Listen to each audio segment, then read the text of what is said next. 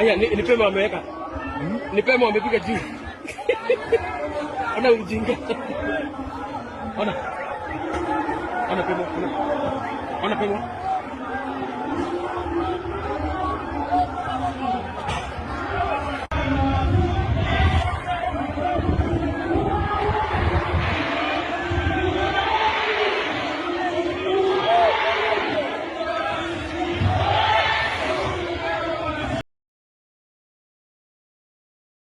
Si mumehama kwa UDA.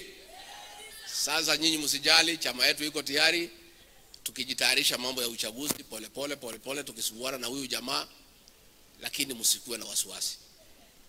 Mungu wako na Mungu halali, tena hakuli ugali. Mungu ni yule na hakuna bahali ameenda. Mungu atatulinda, atatuchunga. So hivyo Reverend, tumeshukuru sana, na kwa sababu tungetaka tuchukue pesa hii waheshimiwa ndio tukuachie, ndio na sisi tuweze kuelekea. Na niseme hivi, vijana wetu tafadhali msitumike. Mimi najua nimekuwa very cautious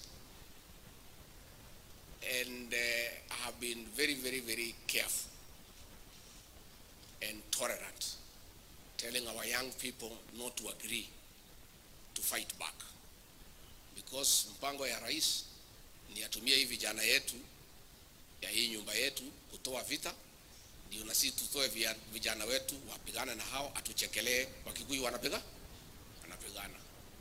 It's not that we are cowards, but we are just responsible people. Mimi nataka amani katika nchi hii, na vile Malala amesema tulipotolewa, niliambia watu msitoe fujo, msiende maandamano, mnyamaze, muibe nyimbo za Mungu. Even now tukiwa provoked, I want to ask our people to be peaceful. Hii maneno tutasota out kwa debe. That is the right way ya kusota out hii maneno tuko nayo na huyu rais. Tutasota out kwa debe. Nyinyi mtulie, don't be provoked, don't revenge, don't fight back. Wacha tu atuchokore, wacha afanye vile anataka. But I want to ask our people to remain peaceful, to remain obedient to the rule of law, even when provoked, to contain themselves so that we don't burn our country.